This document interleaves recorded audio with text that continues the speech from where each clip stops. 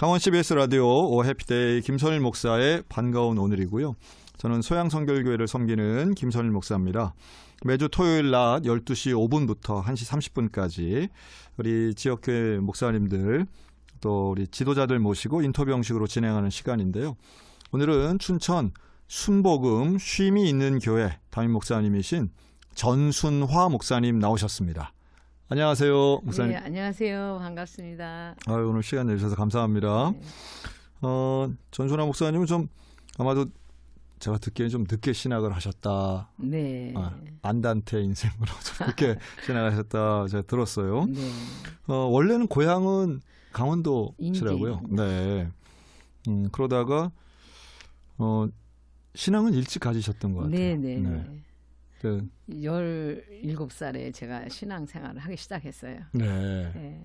근데 그 어린 나이에도 처음 신앙 생활 시작하시면서 바로 서원도 하셨다고요? 네, 너무 하나님 은혜가 감사했어요. 그래서 제가 하나님 제가 꼭 신방 전도사가 돼서 하나님을 많이 하겠습니다. 그랬어요. 10대 때. 네. 이게 고등학생 나이인데 네. 신방 전도사가 되겠다. 네.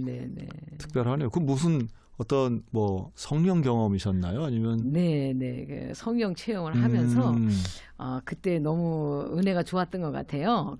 저희 담임 목사님이 저희 교회 성도들을 한월산 기도원에 데리고 갔다 오셨는데 다 방언을 받았다고 그러더라고요. 네. 제가 너무 그게 저도 받고 싶은 거예요. 근데 저는 시간은 없고 그래서 제가 어떻게 할 수가 없어서 저녁마다 일 끝나면 교회 가가지고 하나님 앞에 기도했어요. 하나님 제게도 방언을 주세요. 저도 하나님 만나게 해주세요. 한 3일 정도 기도했을 때 정말 그 성령의 불이 저한테 뜨겁게 임하시더라고요. 혼자 기도하시는 네. 그래서 제가 막 거기서 막 온몸이 뜨거워지면서 막 대굴대굴 굴면서 회개 기도를 하기 시작했어요. 네. 제가 어렸을 때 지었던 그런 죄들 정말 아주 감명 있게 기도하면서 그때 하나님의 은혜를 체험하고 그때서부터 제가 사실은 3년 동안 교회에서 잤어요. 18살 소녀가 3년간 교회에서 잤다고요? 네. 그래요? 그러면서 이제 거기서 이제 뜨거워지면서 하나님 앞에 그냥 소원 기도를 한 거죠. 근데 그때는 이 강원도 사시지 않았다면서요? 네네, 서울에 있으면서 직장 생활 하셨던 거예요? 네, 야간 학교 다니면서. 네, 그냥 대단하셨네. 네. 고향 떠나서 그 어린 나이에 교회 안에 와서 그냥 자면서 기도하시면서. 네. 요즘으로 치면 그냥 신방 전사님이나 권사님처럼 그렇게 기도하신 모양이네요. 네, 많이 했어요 그때. 대단하시네. 네, 그리고 담임 목사님 따라서 산기도를 그렇게 많이 갔어요. 그때는 왜 그랬나? 그때는 네. 그랬던 시절이긴 한데 네. 80년대셨겠네요. 네. 하늘산 기도원 또 나왔네요. 자주 나옵니다. 여기 오셔서 그래요? 말씀하시면 하늘산 기도원 가셨다 하신 분들. 그럼 그때는 근데 목사님은 하늘산 기도원 안 가시고 어쨌든 방언을 받으신 케이스네요. 대단하네요. 그랬는데 그렇게 서원을 했는데 서원을 즉각 지키진 않으셨어요. 네, 못 지켰어요. 그래서 그냥 그 장로교단에서 나오는 방통교재. 네, 그거를 좀 하다가 한 학기 정도 하고 그냥 중도 하차를 했어요. 아무래도 여건이 좀 안 맞으셨던 거예요. 네. 그랬는데 그 다음엔 또 어떻게 결혼을 하셨던 것 같아요. 네, 그래서 이제 나이가 좀 먹고 고향에 왔다가 저희 언니가 이제 그 양구 해안으로 이제 결혼을 해서 가서 언니네 집에 놀러 갔어요. 놀러 갔는데 거기서 이제 담임 목사님이 그 저를 보고 새벽 예배 나오는 저를 보고 우리 지금의 같이 사는 남편 장로님을 소개하셨어요. 한번 만나보라고. 그 옛날 목사님들은 그런 소개도 잘 하셨어요. 맞아요. 생전 처음 보는 아가씨를 그냥 우리 교회 청년이랑 만나봐 이거 아니에요? 네. 이야, 대단해. 그때 그러면 지금 남편 되시는 장로님이셨을 텐데. 그때 이제 집사였죠. 집사? 저희 남편 집사였고. 몇 살이었어요, 그러면? 그때가 26살. 그러니까 26 총각 집사를 23살 생전 처음 본. 이런 거 진짜 잘해야 되는데. 근데 새벽 예배를 두 분 다 나오신 거예요. 네. 근데 처음 보는데 인상 그럼 어디서 만나셨어요? 만나시기? 그럼 이제 담임 목사님이 소문 나면 안 된다고.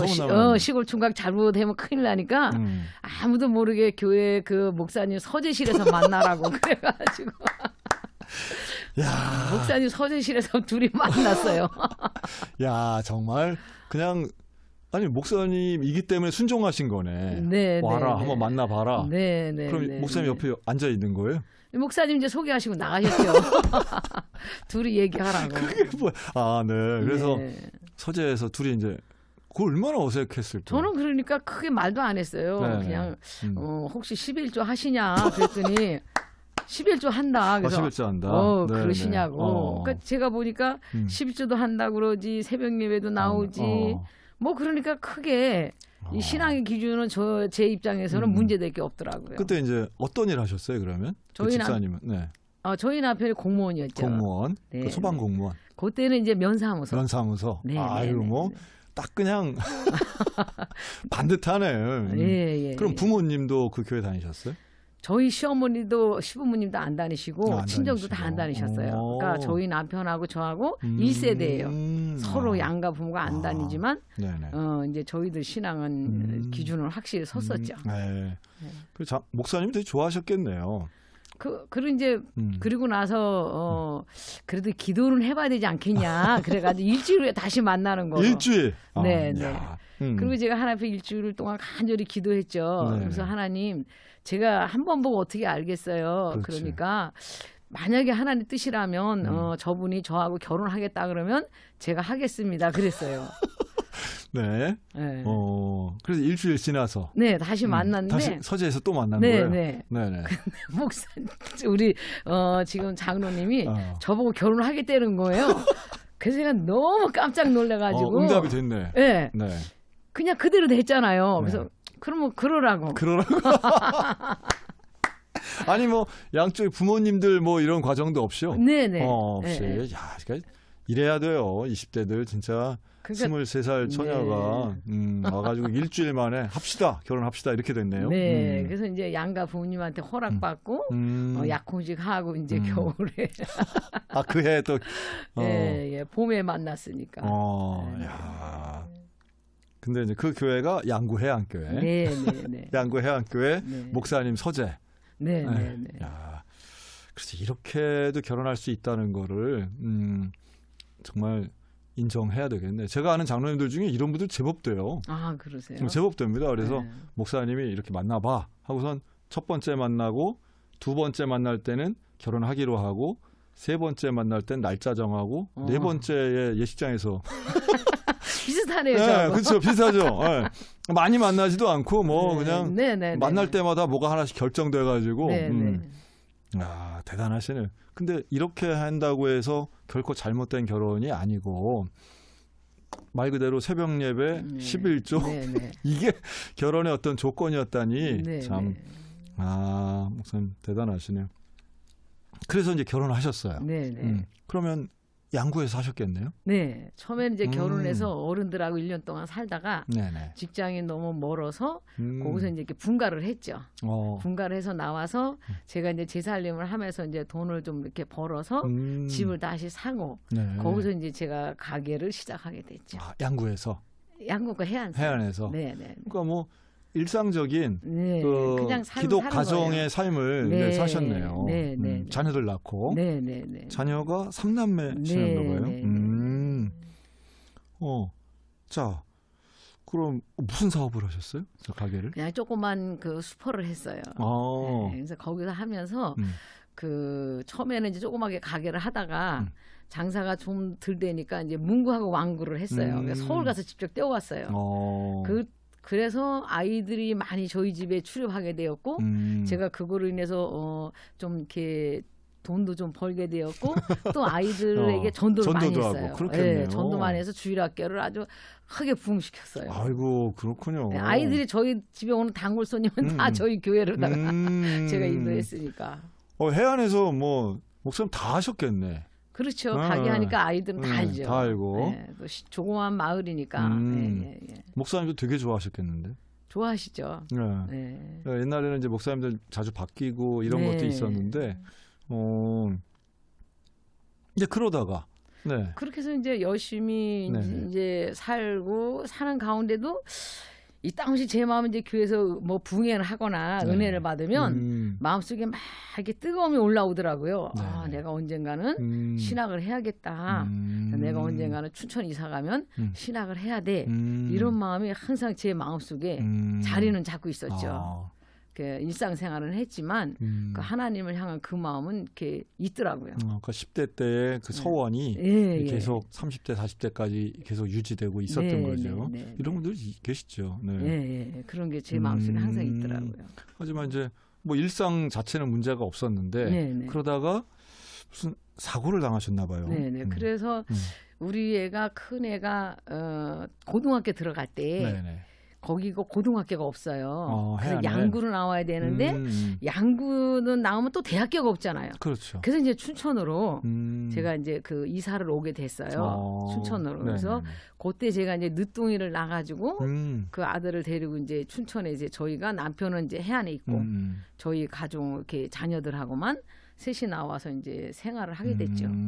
이제 나와가지고 춘천에 이제 새추천교회 신지원 목사님. 네네네. 아, 우리 성결 교인이셨네. 그럼요. 네네. 그래서 거기서 또 열심히 또 헌신하고, 네. 주일학교도 하고, 뭐, 여러모로 이제 헌신을 많이 했죠. 네네. 그런데 저희 이제 막내가 6살 때였어요. 네. 6살 때인데, 6살 때인데 제가 이제 우리가 왜 연말 되면 교회마다 기도문을 써서 내잖아요. 네, 그래서 그때 이제 제가 기도 제목이 뭐였냐면, 하나님, 저는 이제껏 열심히 살다 보니까 인생을 너무 바쁘게 살아서 한 번도 여행을 해본 적이 없어요. 그래서 제가 올해는 꼭 여행을 할 수 있게 해주시고 또 제가 성경책은 수없이 봤지만 구약은 저는 너무 좋더라고요. 아주 구약 그 역사를 읽으면서 굉장히 이게 이해가 가고 너무 좋은데 신약에서는 특별한 메리트를 못 느끼는 거예요. 복음 사역은 은혜가 되고 이해가 가지만 막 이제 이게 좀 잘 안 됐어요. 제 마음속에. 그래서 제가 마음속에 생각하기를 하나님 올해는 내가 신약 성경을 꼭 5번 보게 해주세요. 그게 제 기도 제목이었거든요. 그래서 이제 그렇게 하고 났는데 그리고 얼마 안 있다가 이제 그 제가 구역 강사니까 교회에 가서 구역 예배를 드리기 위해서 가게 됐어요. 네네. 가는데 혼자 간 게 아니라 저희 구역 식구를 데려갔는데 그분이 약간 좀 환자예요. 그래서 이제 그분을 태워가지고 조심스럽게 가는데 교대 있잖아요. 네네. 거기 신호등이 있어요. 근데 거기 주황불이 들어오더라고요. 그래서 여느 때 같으면 제가 휙 하고 지나가는데 그때는 환자를 태웠으니까 안전사고를 하기 위해서 그냥 멈췄어요. 네. 근데 뒤에서 트럭이 중앙불이니까 그냥 받은 거예요. 그래서 제가 이제 교통사고가 나가지고 본의 아니게 여행원 고사하고 병원에 가서 누워있게 된 거죠. 허리를. 같이 타셨던 분은 어떻게 됐어요? 그분도 많이 다치셨겠네요. 그분은 의외로 다 안 다쳤다고 저만 다친 거예요. 그래서 그분은 그냥 집에 가고 저도 괜찮다고 집에 갔다 한 이틀 있으니까 걸음을 못 겠더라고요. 그래서 결국은 재활병원에 가서 제가 그 한 달 거의 있으면서 할 일이 없잖아요. 네네네. 그래서 제가 그 저희 남편 보고 성경책을 좀 가져와라. 그래가지고 거기서 성경책을 하나님 아버지 약속한 대로 이 신약성경을 보기 시작했죠. 근데 그 사복음서를 한 거의 5번째 봤을 때 그때 정말 그 깨달음은 말로 표현할 수가 없었어요. 예수님께서 그 십자가에 지시고 우리 죄 때문에 돌아가셨다는 것을 수없이 인정하고 받아들였지만 그날은 정말 틀리더라고요. 그 십자가의 흔적이 예수님께서 말씀 한마디도 안 하셨기 때문에 우리가 구원받았다는 거. 그게 그렇게 와서 닿을 수가 없더라고요. 그렇게 모진 고난을 당해도 한 번도 자신이 변론하지 않았던 그 주님. 우리는 계속 합리화를 시키잖아요. 네. 무슨 일 있으면. 주님은 안 그러셨다는 거. 온 인류의 죄악을 담당하시기 위해서. 그게 완전히 저를 그냥 힘들게 하고 막 은혜가 되고 소망이 되고 그랬군요 주님 그랬군요 그러면서 제가 너무 눈물이 쏟아져가지고 창피해서 이불을 뒤집어 썼어요. 너무 창피해가지고. 창피해가지고. 그 은혜를 받는 그 와중에도 다른 사람의 시선이 막 느껴졌네. 정신이었으니까. 그래서 이불을 뒤집어 쓰고 아주 막 울었어요. 감동과 웃음이 함께 나오네요. 네. 그래서 울면서 하나님 그랬군요. 그 사랑이 그랬군요. 주님의 십자가 사랑이 그렇게 컸군요. 네. 막 그러는 순간 성령의 음성이 제게 들리는 거예요. 이제는 내가 너를 쓰길 원하노라. 그래가지고 제가 뜨자지 않게 신학을 그때부터 이제. 그래요. 네. 그럼 이제 병원에서 내가 이제 신학을 마저 해야 되겠구나. 네, 거기서 이제 그 성령의 음성을 듣고. 그때가 몇 살이셨어요? 45. 네. 30년 만에 이제 다시 사명을 이제 다시 가겠다. 이렇게 그때 되시는 정말 하나님께서 저를 진짜로 부르시더라고요. 그래서 제가 이제 퇴원해서 남편한테 얘기하니까 남편이 난리가 나죠. 그렇지. 가족들이 제일 먼저 되는 소리를 해라. 그래서 나도 너무 힘들다. 되는 소리를 해라. 그래서 저희 남편이 그러면 가서 목사님한테 허락받고 오라는 거예요. 근데 우리 신지현 목사님은 굉장히 지적인 분이시거든요. 절대 그걸 안 하시죠. 이렇게 막 안 써주시죠. 그래서 제가 가가지고 표현이 너무 좋으시네. 지적인 분. 네, 맞아요. 그래서 가는데 목사님한테 얘기하려니까 너무 내 스스로가 막 자존심 무너져 내리는 거예요. 왜요? 자존심이 왜? 그 신학을 한다는 자체가. 그래서 제가 막 울었어요. 그냥 목사님 얼굴 쳐다보고. 그때 목사님이 깜짝 놀라시죠. 그럼요. 그렇게 울으니까. 그랬더니 한참 울고 나서 집사님 왜 그러세요? 그래서 하나님이 저보고 신학하래요. 그리고 또 제가 막 울었어요. 저는 목사님 허락 안 하실 줄 알고 그냥 막 울었어요. 근데 목사님이 저보고 하세요 이러는 거예요. 그 제가 더 놀래가지고 그래서 더 놀란 거예요. 네? 목사님 하라고요? 하라고 이러시는 거예요. 그래서 이제 집에 와서 얘기하니까 저희 장로님이 말을 못 하는 거예요. 분명히 목사님이 그렇지 내 생각이랑 다르네. 이렇게 된 거지. 너 하실 줄 알았는데 그러니까 이제 저희 남편이 애가 올해 초등학교 1학년이 들어가는데 막내가 어떻게 그걸 감당하려고 그러냐. 그래서 그건 나도 모르겠다고. 일단 하나님 말씀하시니까 내가 과거에 약속한 것도 있으니까 그냥 내가 딱 2년만 해서 신방 전도사 할 테니까 일단 하자고. 이래가지고 이제 신학교를 들어가게 됐죠. 야, 그러면 3남매도 다 학생인데. 네네. 그래서 저희 다 공부를 했어요. 그렇지. 그러니까 남편한테도 너무 미안하고요. 버는 거 하나도 없이 남편 혼자만 의지하고 그렇게 가족이 공부를 하니까. 근데 더 마음 아팠던 거는 제가 거기가 야간 학교밖에 없잖아요. 그러니까 아들은 낮에 가서 공부를 하고 저녁에 엄마가 돌봐야 되는데 반대가 된 거 둘이서요. 그래서 아들을 이렇게 갔다 오면은 애가 테리만 뭐 이러고 앉아 있으면 너무 마음이 아프고 1학년 때는 그 받아쓰기를 해줘야 되거든요. 엄마가.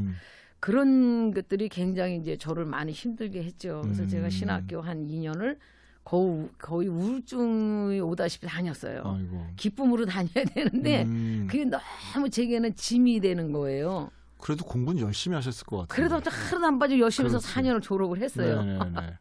그리고 목대원까지 6년을 우리 아들하고 같이 공부를 해서 초등학교 졸업할 동안에 저는 이제 거기까지 이제 신학을 맞춘 거죠.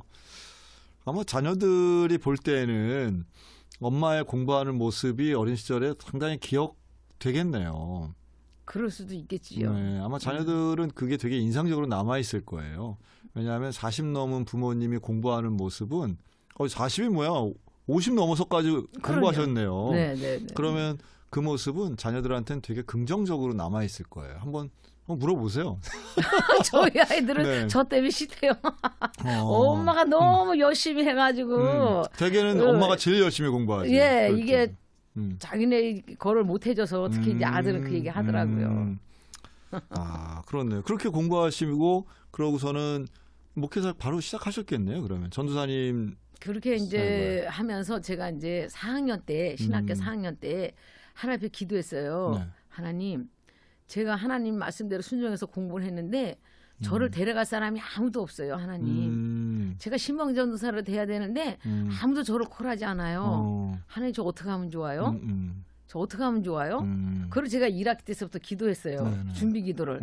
이제 졸업을 해야 되는데 오라는 데는 없잖아요. 교회가 이제 있어요. 예. 그래서 막 하나님 앞에 이제 기도를 하는데 2학기쯤 됐을 때 하나님께서 저희 신학교의 그 교수님이신 송재근 목사님 교회로 가라는 거예요. 저를 보고. 근데 목사님이 콜해야지가지 제가 제 발로 간다는 게 너무 또 그것도 좀 웃기잖아요. 그래서 고민을 참 많이 했어요. 그래서 이제 졸업할 때쯤 돼서 목사님, 교수님 제가 교수님 교회 가도 될까요? 그러니까 또 그러라고 그러시더라고요. 그래서 제가 이제 그 교수님 교회에서 이제 3년 동안 네, 이제 열심히 헌신을 했죠. 네, 열심히 헌신하면서 무부수로 열심히 헌신하면서 목사님 그 목회하시는 방법을 나름대로 많이 이렇게 좀 접하면서 용기도 갖게 됐는데 그래서 제가 이제 그 서울 목도연회를 가게 되면서 2학년 그 이제 목대원은 2년이잖아요. 네. 그 2년을 졸업하면서 졸업할 때쯤 되니까 또 고민이 생기는 거예요. 하나님 내가 계속 이 일을 해야 되나요? 고민이 생겨요. 왜냐하면 아주 대형 교회는 사실은 신방전사들이 많이 필요하잖아요. 그렇죠. 하지만 작은 교회는 크게 필요가 없어요. 별로 그렇게 큰 한 일이 없잖아요. 그렇죠, 그냥 그렇죠. 예배만 도와주는 거지. 그게 또 시간이 지나니까 저한테는 그것도 또 무거운 짐이 그게 되더라고요. 이제 보이시는 거지. 네, 맞아요. 하나님 내가 왜 어떡하지 여기까지 왔죠? 이제 이런 고민을 하다가 그 제가 항상 산에 운동을 다녀요. 저희 집 있는 데가 그 애막골 산이라고 굉장히 그 운동 코스가 좋아요. 하루에 몇백 명씩 다녀요 거기를. 네네. 거기를 이제 매일 다니다가 어느 순간 그 도로변에 있는 건물이 제 눈에 들어오는 거예요. 그 지금 이제 현재 제가 목회하는 건물이 4층 건물인데 네. 그 밑에는 상가고 또 2층, 3층은 그냥 원룸 투룸이에요. 그리고 4층은 저희 집이고요. 그래서 그냥 막연하게 제 마음에 느껴지는 게 이 건물에 들어오면 뭔가 할 수 있겠다. 뭔가 주의를 할 수 있을 것 같다. 이런 막연한 그런 감정이라고 그럴까?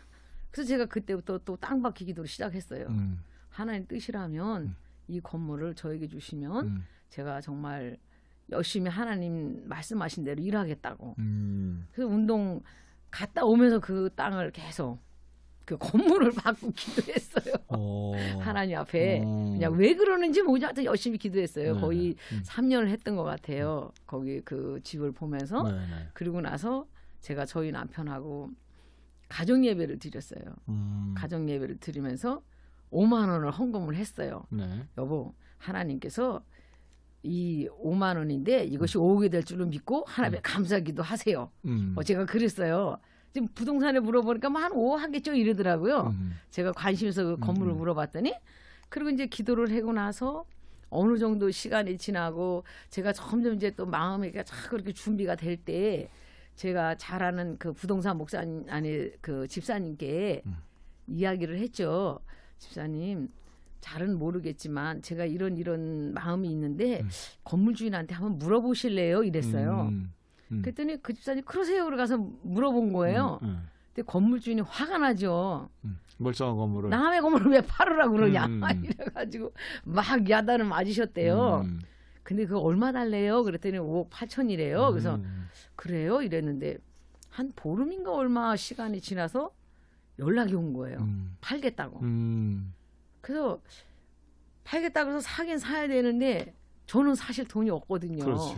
돈이 없어요. 그래서 그냥 저희 집 팔아야 한 2억 되는데 그 나머지를 어떻게 감당을 해요? 말이 안 되는 거잖아요. 그래서 하나님 이게 말이 안 되는데 이러고 보니까 너무 감사한 게 그분이 부채가 2억 6천이 있더라고요. 너무 감사해. 네. 저한테 너무 감사한 거죠. 부채가 2억 6천이고 다 전세예요. 전세. 전세가 뭐 1억 2천인가 이러니까 그냥 되겠더라고요. 머릿속으로 계산해 보니까 그냥 이 집 팔고 나머지 다 내가 껴안으면 돼. 이래가지고 이제 저희 남편하고 이렇게 남편을 처음에 많이 싫어했지만 그냥 억지로 그 건물을 사게 됐어요. 그러면 그 세추천교회랑 가깝겠네요? 위치가? 세추천교회하고는 좀 멀죠. 그래도 한 블럭 떨어져 있나요? 네네네. 그렇게 해서 근데 그때는 그러면 목사님이셨어요? 전사님이셨어요? 전도사였죠. 전도사로서. 그냥 그 제가 이제 기도한 건 뭐냐면 하나님 내가 나이도 많아요. 하나님 나이도 많고 누가 여자 목사 설교를 듣겠어요.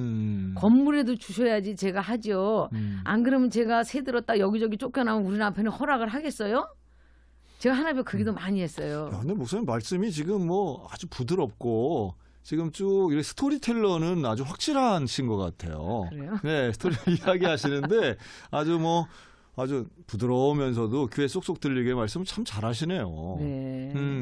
그래서 그 건물을 인수하고 네, 그리고 네. 이제 교회를 개척하신 거네요. 그러면. 네, 네, 네. 아. 그래서 이제 처음에는 네. 그 건물에 들어갈 수 없는 게 뭐냐면 세입자가 있었어요, 술집. 그렇겠죠. 예, 네, 그래서 네. 이제 밑에 지하실이 있었는데 그거를 이제 저희 장로님이 인테리어를 다 했어요. 그래서 이제 2년 동안 거기서 목회를 하게 됐는데 성도가 하나도 없는 거예요. 당연히 없죠. 네. 왜냐하면 저희 남편이 장로님이니까 제가 감히 오라소리를 못 하겠더라고요. 그렇죠. 네, 감히. 그래서 남의 교회 장로고 더군다나 또 같은 교단도 아니고 성결교회 장로님인데. 그러니까 이제, 네. 그러니까 이제 목사님은 이제 신학교가 없어서 춘천에 있는 순복음 네. 신학을 해서 네. 교회는 이제 순복음 교회가 됐네요. 네, 네, 네. 남편 장로님은 우리 성결교회 장로님이시고 네, 이런 네. 상황이죠. 네, 네, 네네. 네. 네네. 그래서 이제 그렇게 하다가 하게 됐는데 저희 아들이 이제 피아노를 쳐줬죠. 그래서 이제 아들하고 저하고 이제 처음에 시작을 했는데 새벽 예배가 걱정이 되는 거예요. 네. 성도가 하나도 없고 저는 지하실에 내려가야 되고. 그래서 우리 아들을 새벽마다 강제로 깨웠어요. 내려와서 자도 좋으니까 엄마를 지켜라. 이래가지고 아들이 자다 말고 저 때문에 일어나가지고 새벽에 와서 누워있고 저는 예배를 드리고 한 3일 하고 나니까 안 오더라고요, 아들이. 그래서 이제 그렇게 네. 이제 하면서 했었네. 예, 또 그러다 보니까 하나님께서 새벽마다 또 누굴 보내주세요. 아는 사람도 이렇게 제가 불쌍한지 일단은 간판을 거셨네, 그러니까. 네, 불쌍한지 와서 한 사람 왔다 가고 한 사람 왔다 가고 그러다가 시간이 지나면서 이제 저희 언니도 그 성결교회 권사님이에요. 그러세요? 새순교회. 네. 네. 근데 언니가 이제 제가 불쌍한가 봐요. 그러니까 이제 언니가 또 오더라고요. 처음에 새벽 예배. 그리고 와서 이제 얼마 있다가 등록을 했어요, 언니가. 이 언니가 전에 양구에 살았던 예, 그 예. 언니네요. 해안교, 그러면 예, 양구 해안에서 해안교에서 같이 결혼해. 있었던. 네, 네, 네, 야, 이거 뭐, 네. 네. 그래서 이제 다 이 쉼이 있는 교회로 이제 온 예, 거예요. 예. 네, 네. 그러면서 예배를 드리면서 성도가 하나둘 늘기 시작하는데 사실은 저희 딸이 찬양 사역자예요. 근데 그 딸이 와가지고 엄마 하나님이 엄마 도와주래 이러는 거예요. 그래서 와가지고 찬양을 인도하는데 그 찬양 복음 성가 속에 이 찬양이 있어요. 기다려 그때를. 기다려 그때를. 그 찬양을 계속 하는 거예요. 근데 저는 속에서 막 불이 나는 거예요. 언제까지 기다리려는 거야. 뭐 저런 찬양도 있어. 근데 시간이 지나면서 그 찬양이 계속 제 마음을 이렇게 평안하게 하더라고요. 아, 기다려 그때를. 하나님 일하실 때 그때를 기다려. 이러면서 제가 막 이제 힘을 얻기 시작을 하더라고요. 그래서 이제 그 딸도 오고 이러면서 한 2년 동안에 지하에서 한 성도가 거의 10명 정도 채워졌어요. 아이고. 그리고 나서 이제 2층이 1층의 상가가 계약 기간이 끝났잖아요.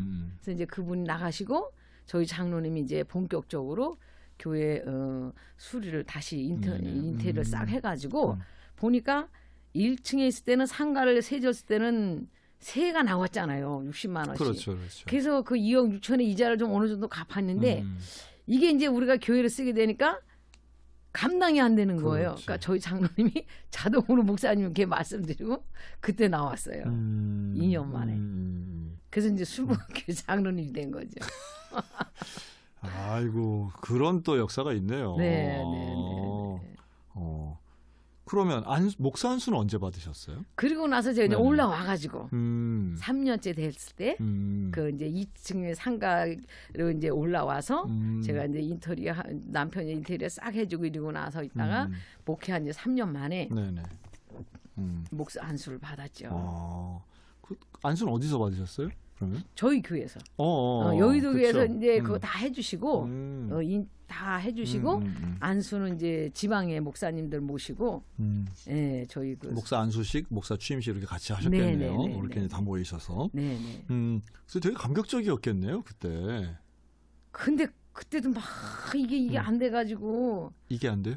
마음이 막 열정은 있었지만 이게 너무 그냥 저한테 염려가 되고 두려운 거예요. 제가 주의 길을 걷는다는 게 가장 힘든 게 뭐냐면 설교잖아요. 네. 그게 저를 너무 힘들게 해가지고 계속해서 내가 빨리 70살이 돼야 돼. 빨리 70살이 돼야 돼. 제 마음속에. 그러면 은퇴하잖아요. 네, 네. 그게 굉장히 저를 힘들게 했었죠. 그렇게 하면서도 열심히는 했지만 그러면서 이제 교회가 점점 성장하기 시작했어요. 코로나 터지기 전까지는 네네네. 굉장히 좋았어요. 그리고 관계전도가 이렇게 잘 됐어요. 그래서 코로나 터지기 전에 관계전도가 잘 돼가지고 한 30명이 넘었어요. 아이고.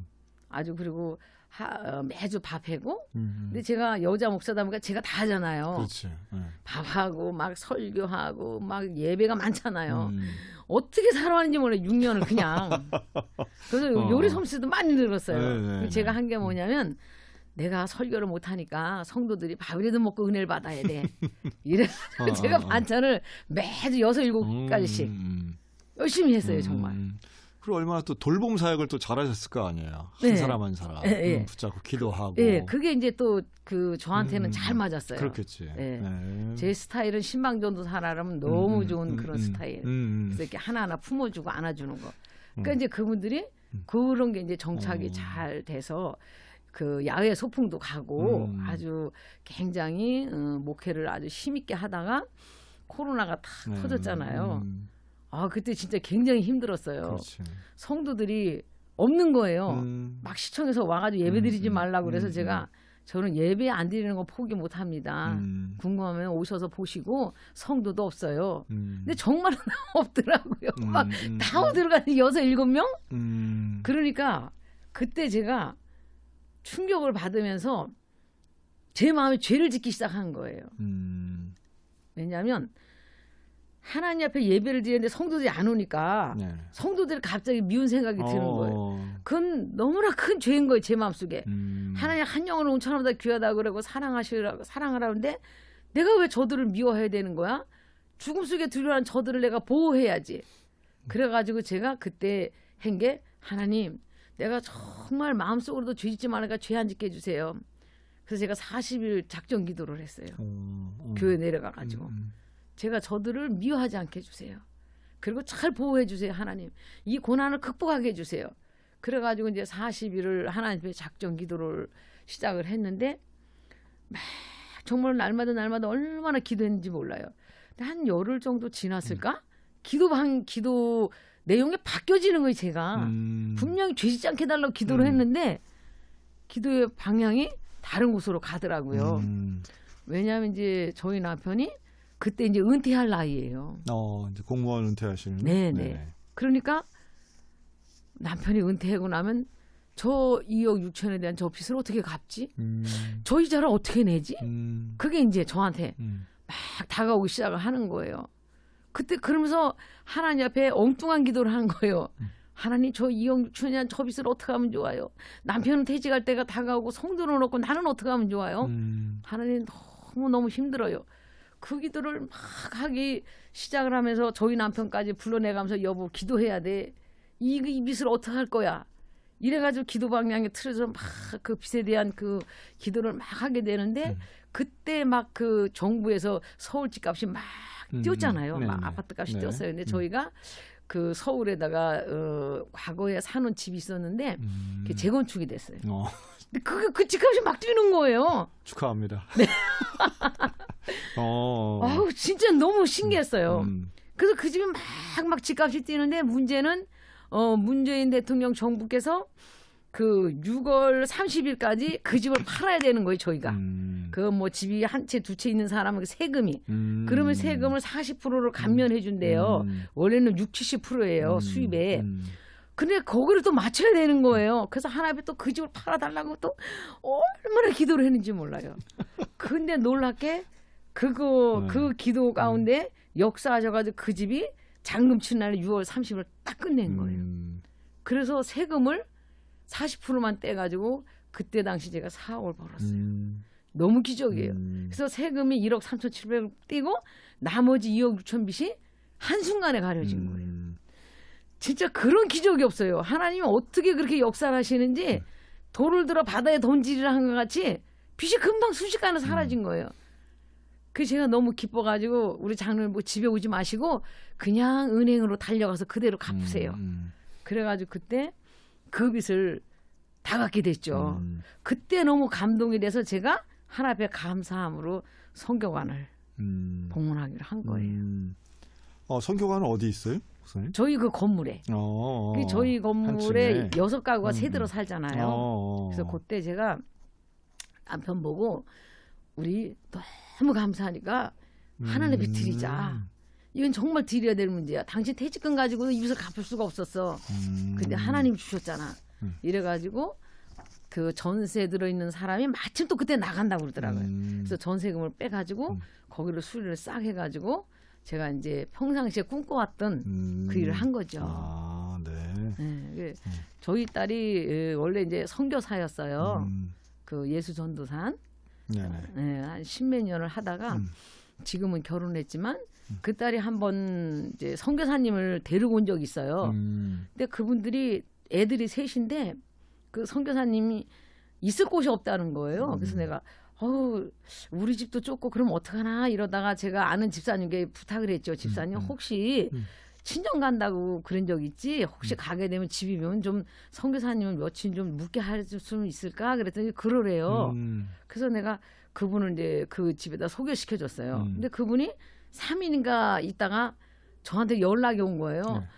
집사님 그땐 제가 평신도였죠. 너무너무 편하고 좋은데 하루만 더 묵고 가면 안 될까요? 이러는 거예요. 그래서 제가 그 집사님한테 또 전화하니까 그래도 된대요. 그때 제가 야 그렇구나. 내가 언젠가는 저런 일을 하면 참 좋겠다. 그때 이제 목회 생각은 안 하고 그랬던 게 이제 생각이 나서 내가 정말 해외에서 수고하고 애쓰는 분들을 이렇게 섬기면 좋겠다. 그런 뜻에서 이제 제가 그 선교관을 하기 시작을 했어요.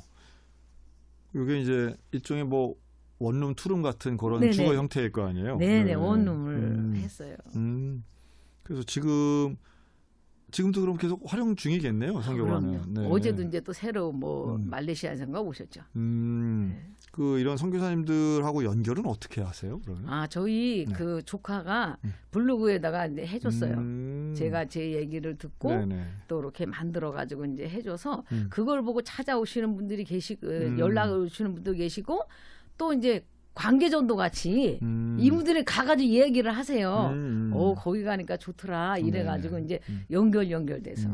아유 의미 있는 일을 하시네요. 네네.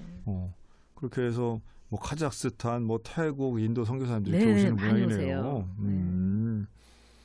그럼 자녀분들도 지금 다 장성했을 거 아니에요?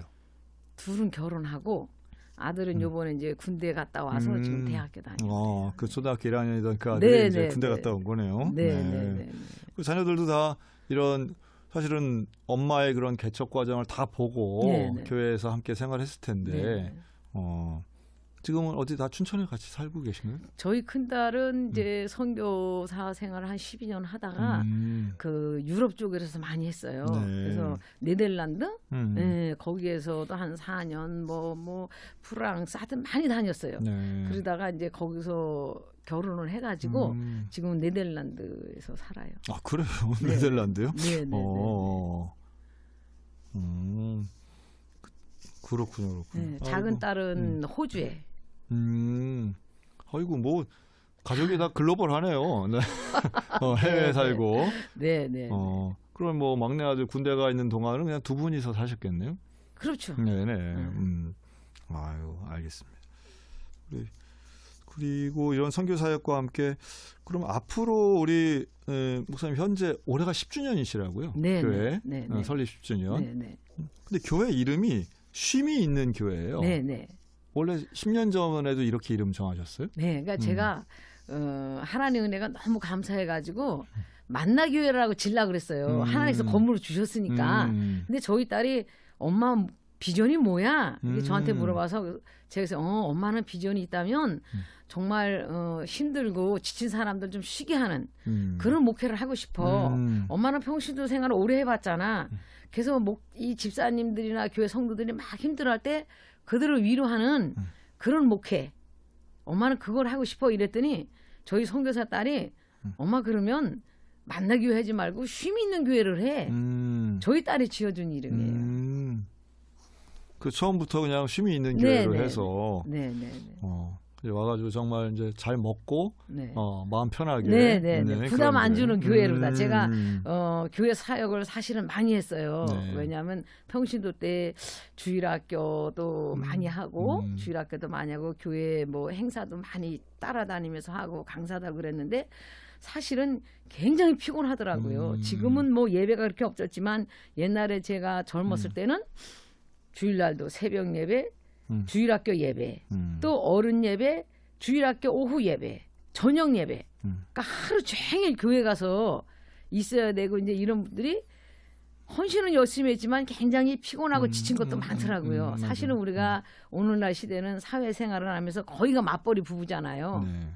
그런 거를 생각하면 우리가 하나님의 일을 충성하는 것도 맞지만 주말밖에 못 쉬는데 교회에서 그냥 목사님의 은혜스러운 설교 속에 은혜 받고 평안하고 누리며 매이기보다는 자유하며 하나님을 찾는 게 참 좋겠다.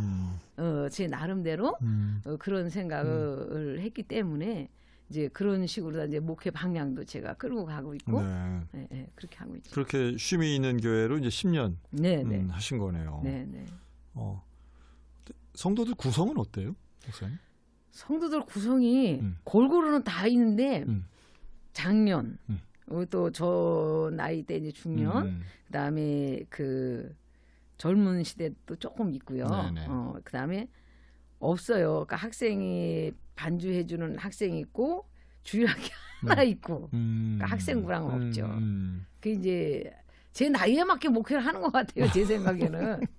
그렇죠, 그렇죠. 예. 그러니까 이제 10년 정도 하셨으면 사실은 돌아보면은 어느 정도 10년에 대한 평가도 좀 있을 것이고 현재에 대한 진단도 있고 네, 그럼 네, 이제 미래에 대한 계획이 나올 텐데 네.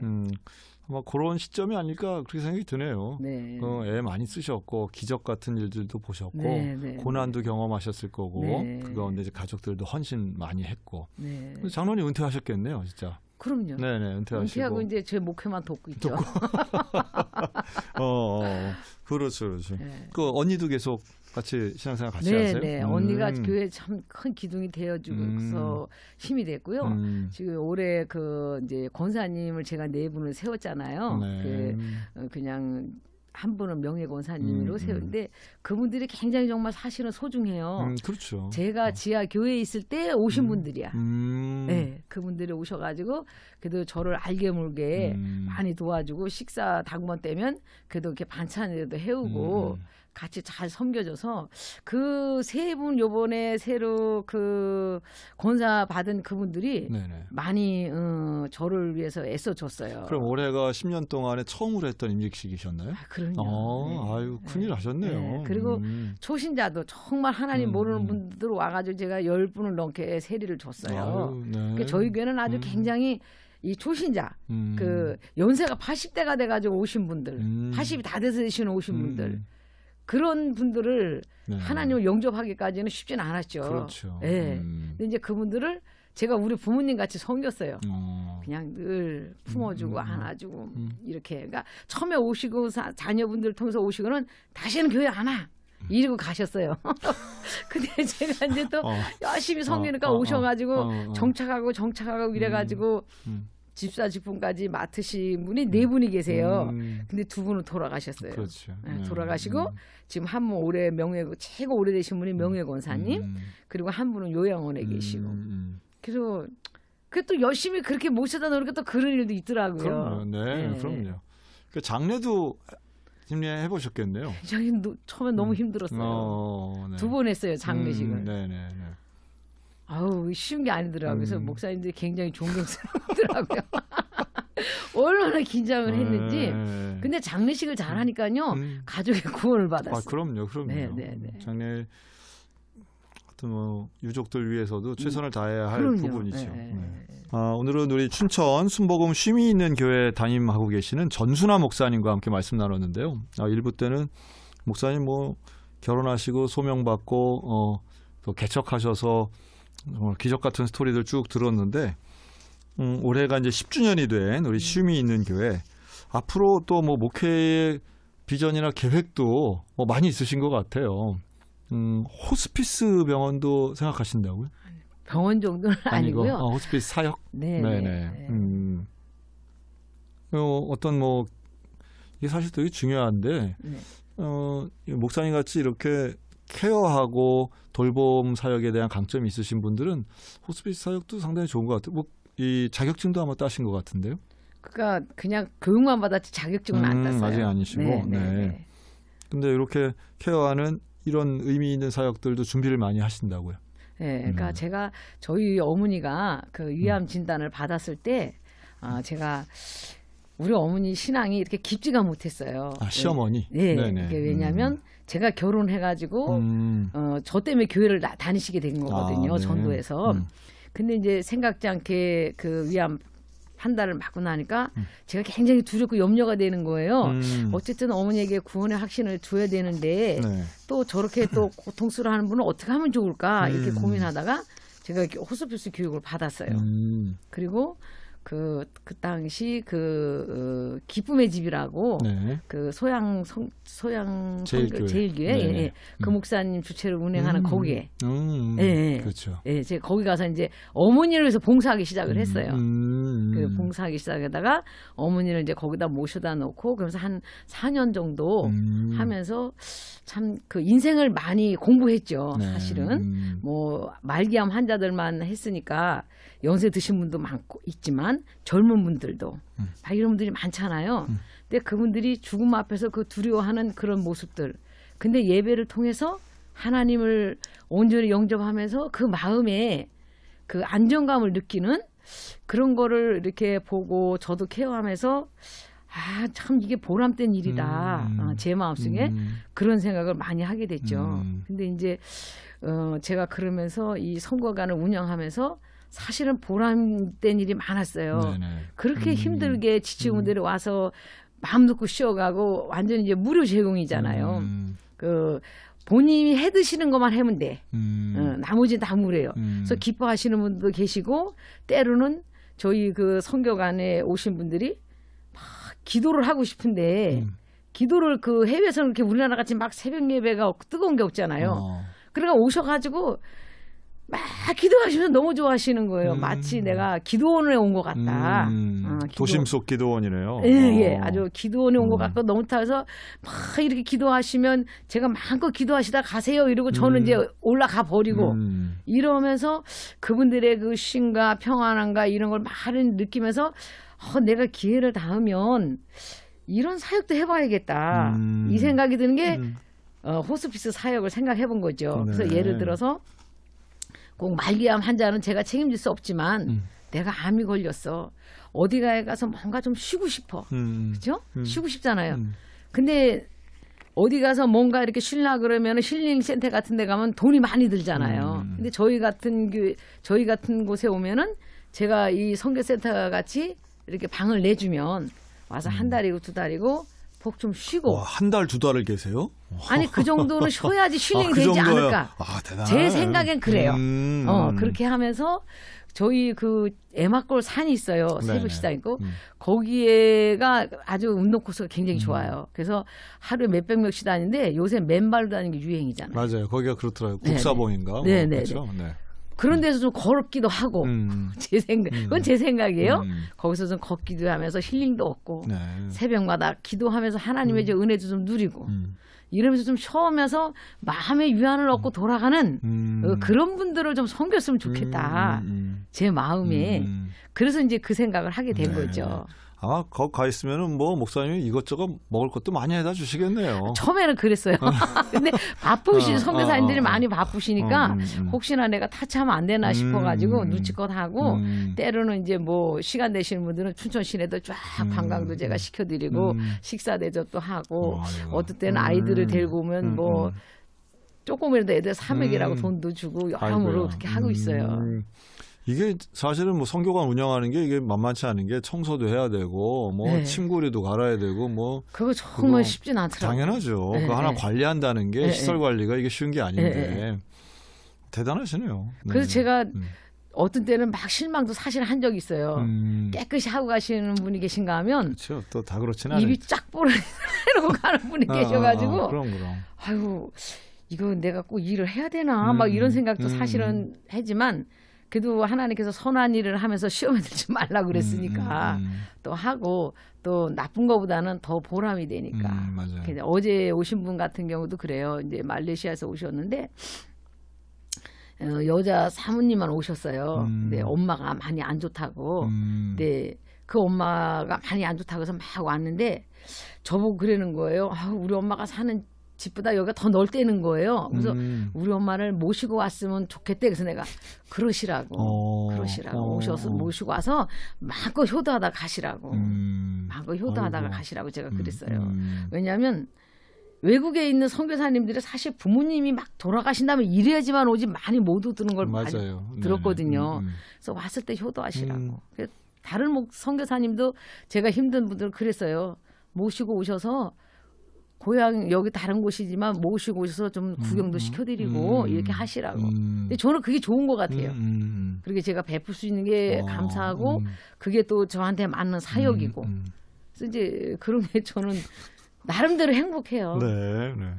하긴 뭐 선교사님, 뭐 목회자들이 또 다 비슷하긴 한데 사실 효도를 잘 못하거든요. 그럼요. 근데 선교사님들은 특히 해외에 계신 분들은 그런 면에선 더 불효자라고 하는 생각들이 더 많죠, 사실은. 그럼요.